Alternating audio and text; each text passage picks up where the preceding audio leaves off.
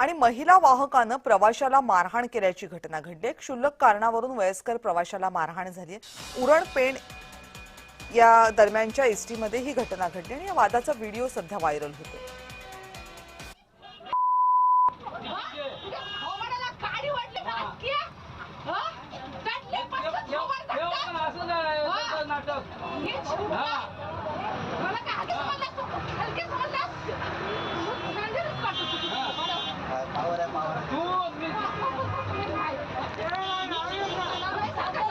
पैसे घे ना तू पैसे घे ना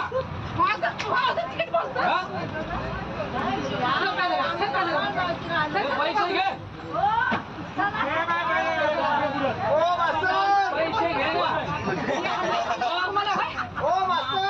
गाडी घेऊन होते आम्हाला